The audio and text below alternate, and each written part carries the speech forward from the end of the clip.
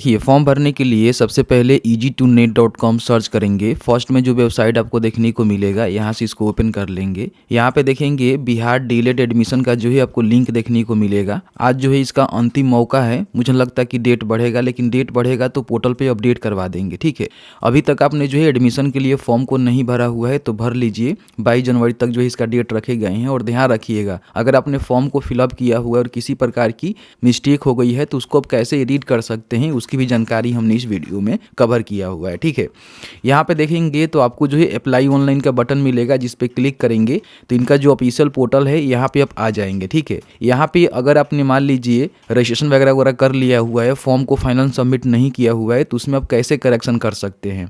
और कई सारे अभ्यर्थी ऐसे हैं जो कि फाइनल सबमिट कर दिए हुए हैं, तो उसके बाद से करेक्शन कैसे होगा उसकी भी जानकारी बताएंगे। और काफ़ी सारे जो अभ्यर्थी है जिनका पेमेंट यहाँ पे फंस गया है, तो उसकी रिगार्डिंग भी जानकारी हमने इस वीडियो में दिया हुआ है। लेकिन सबसे पहले समझिए कि फॉर्म कैसे भरना है।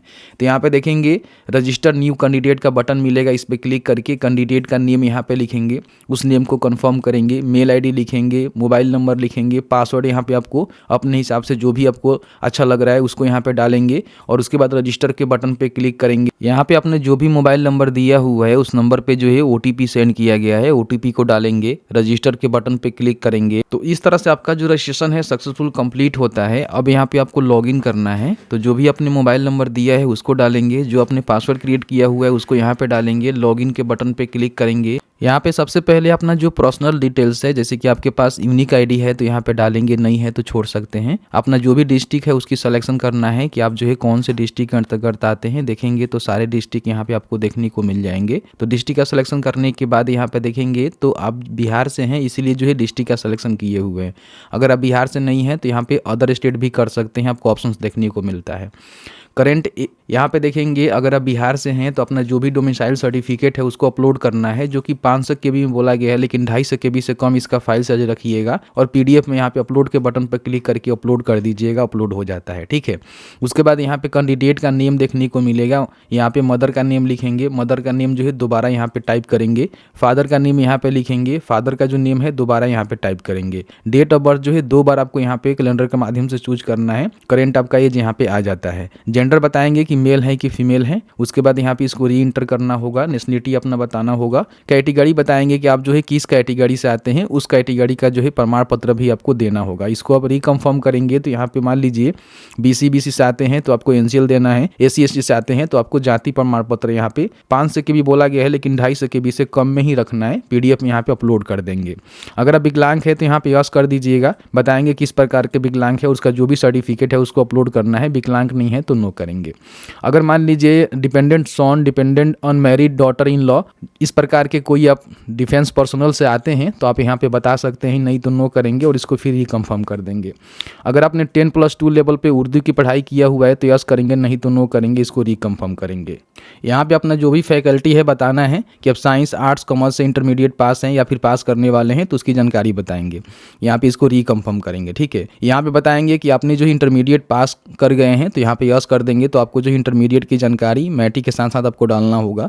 अगर आप मैट्रिक पास करके इस साल जो है 2025 में इंटरमीडिएट का एग्जाम देने वाले हैं तो यहाँ पे नो करेंगे, तो केवल जो है मैट्रिक की ही जानकारी देना होगा। लेकिन 2025 में आप इंटर पास करेंगे 50% अंकों के साथ, तब आपका एडमिशन हो पाएगा। ठीक है, तो यहाँ पे अगर आप नो करेंगे तो आपको इंटरमीडिएट की जानकारी नहीं देना है, यस करेंगे तो आपको देना पड़ेगा। नो करेंगे तो यहाँ पे पूछेगा कि देखिए आप 2025 में एग्जाम पास कर जाए ना, अपीयरिंग है ना, पास कर जाएंगे ना, तो यहाँ पे आपको यस ही करना है। नो करेंगे तो आप एलिजिबल नहीं हो पाएंगे। ठीक है, तो मान लीजिए जो पास हैं तो यहाँ पे यस करेंगे। तो मैट्रिक के जो भी बोर्ड है, roll code number, roll number, passing year, कितना आपने प्राप्त किया हुआ है, डिवीजन कौन सा है बताएंगे यहाँ से। ठीक है, परसेंटेज यहाँ बताएंगे और जो भी प्रमाण पत्र है जो कि 500 KB में बोला गया है, लेकिन 250 KB में आपको अपलोड करना है PDF में। ठीक है, फिर यहाँ पे इंटरमीडिएट की जानकारी फिल आउट करेंगे और उसको भी यहाँ पे अपलोड करेंगे। अगर आपने पास नहीं किया हुआ है तो यहाँ पे आप सीधे नो कर दीजिएगा। ठीक है, तो आपको इंटर की जानकारी नहीं देना पड़ेगा। अपना जो भी फुल एड्रेस है आधार कार्ड के हिसाब से यहाँ पे भरना है। उसके बाद डिस्ट्रिक्ट, स्टेट और पिन कोड भी आपको टाइप करना है। दोनों आपका एड्रेस सेम है तो यहाँ पे टिक करेंगे, अलग अलग है तो अलग अलग फिल करेंगे। यहाँ पे अगर आपके पास आधार नंबर है तो जरूर दे दीजिएगा, नहीं है तो उस कंडीशन में आप यहाँ पे टिक कर सकते हैं। लेकिन आगे चल के कहीं ना कहीं अगर आपके पास आधार कार्ड है नहीं देते हैं तो प्रॉब्लम हो सकता है, तो इसलिए आधार नंबर यहाँ पे टाइप करेंगे। ठीक है, उसके बाद यहाँ पे अपना जो भी फोटोग्राफ है और सिग्नेचर है इसको आपको अपलोड करना है। तो ध्यान दीजिएगा, आपका जो भी फोटोग्राफ होनी चाहिए 20 KB से लेकर 100 KB के बीच में होनी चाहिए। 3.5 cm से लेकर 4.5 cm है। तो इसको बनाना बहुत ही ज़्यादा आसान है। यहाँ पे imageresizer.com को ओपन करिएगा, सेलेक्ट इमेज के बटन पर क्लिक करिएगा। अपने फ़ोटो का सिलेक्शन करने के बाद यहाँ पे सबसे पहले तो आपको सेंटी में कर लेना है। देखिए यहाँ पे सेंटीमीटर आपको देखने को मिलेगा, इसको अनटिक कर दीजिएगा। यहाँ पे आपको 3.5 लिखना है और यहाँ पे आपको 4.5 लिखना है। और इसका जो DPI है इसको आप कम भी कर सकते हैं, 150 कर सकते हैं। फ़ोटो का साइज़ आप क्या रखना चाहते हैं तो 20 से लेकर जो है 100 KB के बीच में होनी चाहिए। मैं यहाँ पे 50 KB डाल देता हूँ और यहाँ पे मैं JPG में कर दूंगा, ठीक है। रिसाइज इमेज के बटन पे क्लिक करेंगे तो आपका जो इमेज है यहाँ पे रिसाइज हो जाता है। यहाँ पे डाउनलोड का बटन मिलेगा, इस पर क्लिक करिएगा, डाउनलोड हो जाएगा। यहाँ पे आने के बाद जो है अपलोड के बटन पर क्लिक करेंगे, फोटो का सिलेक्शन करेंगे तो इस तरह से आपका जो फोटो है ना अपलोड हो जाता है। इस प्रकार से आपका जो सिग्नेचर है व्हाइट बैकग्राउंड पे होनी चाहिए। ध्यान रखिएगा जो भी फोटो अपलोड करिएगा व्हाइट बैकग्राउंड के साथ होनी चाहिए, ठीक है, और लेटेस्ट आपका फोटोग्राफ होनी चाहिए। बाकी हम सिग्नेचर की बात करें तो आपका जो है व्हाइट बैकग्राउंड पे सिग्नेचर होनी चाहिए। इसका बताया गया है कि 4 cm से लेकर 2 cm के बीच में इसका जो है डायमेंशन रहना चाहिए और 10 से लेकर 50 KB के बीच में ओनली JPG फॉर्मेट में होनी चाहिए। तो यहाँ पे आकर इसको बना लीजिएगा, इजीली यहाँ पे बन जाता है, ठीक है। इसको भी यहाँ पे अपलोड करेंगे। उसके बाद यहाँ पे आपको कंसेंट देना है। कंसेंट देने के बाद सेव के बटन पे क्लिक करेंगे। तो जैसे ही सेव के बटन पर क्लिक करेंगे तो आपका एप्लीकेशन जो है यहाँ पे सेव हो जाएगा। यहाँ पे क्या करना है कि फिर से दोबारा जो है डाउनलोड रजिस्ट्रेशन फॉर्म के बटन पे आपको क्लिक करना है। तो इस तरह से आपने जो भी फॉर्म को फिलअप किया हुआ है ना पूरी जानकारी यहाँ पे आपको देखने को मिलेगा। यहाँ पे देखेंगे तो अभी मान लीजिए आपने जो फॉर्म को फिलअप किया हुआ है इसमें किसी प्रकार की गलती लग रहा है ना तो आपको पहले ही एडिट कर लेना है, नहीं तो बाद में पेमेंट करने के बाद एडिट करने में जो है काफ़ी समस्या होता है, जिसकी जानकारी हमने बताया हुआ है। तो यहाँ पे एडिट डिटेल्स का बटन है, क्लिक करके एडिट कर लीजिएगा। आपको लगता है कि हमारा सभी जानकारी सही है तो सबसे पहले तो इसको प्रिंट कर लीजिएगा। उसके बाद यहाँ पे पे के बटन पे आपको क्लिक करना है। अब जैसे ही पे के बटन पर क्लिक करेंगे तो जो भी आपका एप्लीकेबल एप्लीकेशन फ़ी होगा वो आपको यहाँ पे करना होगा। अभी आप देखेंगे तो हमने जो है एक भी पेमेंट नहीं किया हुआ है। तो यहाँ पे बाई सब पैसा के बटन पे क्लिक करेंगे तो आपके सामने इनका जो भी पेमेंट गेटवे है वो खुल जाएगा, जहाँ पे credit card, debit card, UPI QR code, net banking, इससे जो है आपको पेमेंट करना है। तो सबसे बढ़िया रहेगा कि यूपीआई QR कोड से जो है पेमेंट कर लीजिएगा। चलिए मैं फटाफट यहाँ पे पेमेंट कर लेता हूँ। तो यहाँ पे देखेंगे हमने जो है कई बार जो है पेमेंट करने की कोशिश किया, लेकिन कई बार जो है पेमेंट यहाँ पे फेल हो गया और पैसा जो है हमारे अकाउंट से नहीं कटा हुआ है। अगर आपका भी फेल हो जाता है, पैसा कट जाता है, तो आपको जो है वेट करना है, दोबारा पेमेंट नहीं करना है। मेरे कंडीशन में क्या हुआ है कि मेरा जो है फेल हो गया, पैसा नहीं कटा है अकाउंट से, तो फिर हमने लास्ट में यहाँ पे पेमेंट किया QR कोड के माध्यम से। तो आप यहाँ पे देखेंगे तो पेमेंट यहाँ पे डाउन हो गया, ठीक है। यहाँ पे देखेंगे पैड आपको देखने को मिलेगा, तो इसका मतलब ये हो गया कि आपका जो पेमेंट है वो डन हो गया। अगर आपका पैसा कट गया है और यहाँ पे पेमेंट जो है फेल्ड दिखा रहा है, प्रोसीड दिखा रहा है, तो यहाँ पे एक्शन के बटन में सबसे पहले पेमेंट को वेरीफाई कर लीजिएगा। वेरीफाई होने के बाद यहाँ पे पैड हो जाता है कई बार देखेंगे तो, और नहीं होता है तो कुछ समय का यहाँ पे इन्होंने बताया हुआ है। आप इनका ऑफिशियल पोर्टल पे आएंगे तो इन्होंने बताया हुआ है कि पेमेंट कटने के बाद आपका एप्लीकेशन सबमिट नहीं होता है तो कृपया 12 से लेकर 24 घंटे का इंतजार करें। तो फिर दोबारा पेमेंट मत करिएगा, नहीं तो ऐसे आपका फंस जाएगा। अब मान लीजिए आपने जो है पैड कर दिया हुआ है, तो पैड करने के बाद यहाँ पे रजिस्ट्रेशन फॉर्म के बटन पे क्लिक करेंगे तो यहाँ पे आप देख रहे हैं कि इसमें जो है किसी प्रकार की कोई भी आप सुधार नहीं कर सकते हैं। देख सकते हैं कि सभी चीज़ जो है डिसेबल यहाँ पे हो चुका है, क्योंकि इन्होंने पेमेंट यहाँ पे डाउन कर दिया हुआ है। कहीं भी देखेंगे तो कुछ भी जो है आपको चेंज करने का ऑप्शन यहाँ पे देखने को नहीं मिलेगा। हालांकि यहाँ पे कैटेगरी में जो है बदलाव करने का ऑप्शन आपको देखने को मिल रहा है, लेकिन यहाँ पे देखेंगे तो जो भी इनका सर्टिफिकेट है अपलोड नहीं हो पाएगा, तो कोई फायदा नहीं है।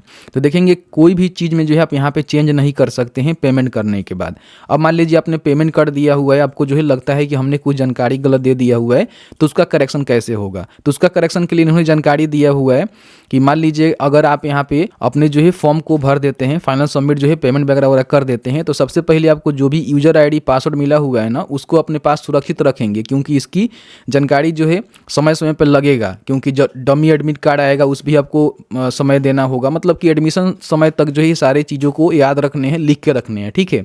और किसी के साथ इसको शेयर भी नहीं करना है, और किसी भी पासवर्ड को ID को जो है समिति कार्यालय में आपको भेजने की आवश्यकता नहीं है। इस यूजर ID पासवर्ड एवं माध्यम से भर्ती ऑनलाइन परीक्षा आवेदन पत्र में किसी प्रकार की त्रुटिपूर्ण विवरण ऑनलाइन परीक्षा आवेदन पत्र में भरने की अंतिम तिथि के बाद जो डमी एडमिट कार्ड आएगा वो डाउनलोड करेंगे, और डाउनलोड करने के बाद इनके ऑफिशियल पोर्टल पे आपको जो है एडिट करने का ऑप्शन देखने को मिलेगा, तो उसके माध्यम से आप सुधार कर सकेंगे। यानी कि अभी जो है एप्लीकेशन फॉर्म में आपने कुछ गलती भर दिया हुआ है तो सुधार करने का कोई ऑप्शंस नहीं है, आपको वेट करने हैं, ठीक है। जब इनका डमी एडमिट कार्ड आएगा, जो कि हो सकता है कि फरवरी के फर्स्ट वीक में यहाँ पे आ जाए, तो फिर इसमें सुधार आप कर सकते हैं। उस डमी एडमिट कार्ड को देखकर जो भी गलती होगी उसमें भी लिमिटेड चीज़ ही सुधार कर सकते हैं, जो आएगा तो उस समय हम बता देंगे, ठीक है। बाकी बताया गया है कि ऑनलाइन के अलावा किसी भी माध्यम से आपका जो आवेदन है ना स्वीकार नहीं किए जाएंगे। और ध्यान रखिएगा, जो भी आप आवेदन पत्र भरेंगे सवाई से भरेंगे या फिर साइबर कैफे वाले से भी भरवाएंगे तो सही ढंग से भरवाएंगे, क्योंकि अगर आप इनकम्प्लीट फॉर्म भरते हैं या फिर मान लीजिए कि दूसरे के द्वारा भरा हुआ एप्लीकेशन में कहीं ना कहीं कुछ प्रॉब्लम हो जाता है और एक से अधिक आप आवेदन भरते हैं ना, तो आपका जो आवेदन है ना अस्वीकृत या फिर रद्द कर दिया जाएगा। इन बातों को ध्यान रखेंगे। तो इस तरह से जो है पूरी जानकारी यहाँ पे निकल के आया हुआ है। अब यहाँ पे मान लीजिए आपने जो है अभी पेमेंट नहीं किया हुआ है, तो उसमें आप सुधार कर सकते हैं। वो कैसे कर सकते हैं उसकी भी जानकारी हमने इस वीडियो में कवर किया हुआ है, चलिए आपको बता देते हैं। तो जैसे ही आप अपने एप्लीकेशन को लॉगिन करेंगे, तो लॉगिन करने के बाद देखेंगे तो अगर आपने यहाँ पे पेमेंट जो है कंप्लीट नहीं किया होगा, जैसे कि आप यहाँ पे क्लिक करेंगे, नीचे आएंगे तो यहाँ पे पे के बटन पे क्लिक करेंगे, तो यहाँ पे आपको देखने को मिलेगा कि आपने जो है पेमेंट यहाँ पे नहीं किया हुआ है, और किया हुआ है तो यहाँ पे फेल हो गया है, मतलब यहाँ पे जो है पेड नहीं होना चाहिए। तो आप यहाँ पे सुधार कर सकते हैं। इस पर क्लिक करेंगे तो देखेंगे तो ऑलमोस्ट जो जानकारी है ना जिसमें आप सुधार कर सकते हैं, जैसे कि मान लीजिए यहाँ पे देखेंगे, फिर यहाँ पे देखेंगे मदर का नेम हो गया, फादर का नेम हो गया, उसमें सुधार करना है। यहाँ पे देखेंगे जेंडर वगैरह वगैरह हो गया, नेशनलिटी हो गया, कैटेगरी हो गया, ठीक है। इस सब में जो है सुधार आप कर पाएंगे। देखिए अपने जो भी एजुकेशनल क्वालिफिकेशन का डिटेल्स है उसमें सुधार कर पाएंगे। यहाँ से देखेंगे तो अपना जो भी एड्रेस वगैरह वगैरह है, आपने जो भी फोटो अपलोड किया हुआ है उसमें आप सुधार यहाँ पे कर सकते हैं। तो सुधार करने के बाद यहाँ पे आकर सेव कर देंगे तो क्या होगा कि फिर आपने जो सही जानकारी डाला हुआ है वो यहाँ पे इसमें सेव हो जाएगा। उसके बाद यहाँ पे सेव के बटन पर क्लिक करके यहाँ पे क्लिक करेंगे और अपना जो भी पेमेंट है उसको यहाँ पे कंप्लीट कर देंगे, तो फिर आपका एप्लीकेशन जो है फाइनल सबमिट यहाँ पे हो जाता है। तो इस तरह से मैंने जो है पूरी जानकारी बताया किस तरह से फॉर्म को भरना है और किस तरह से फाइनल सबमिट वगैरह करना है और किस तरह से आप सुधार वगैरह वगैरह कर सकते हैं।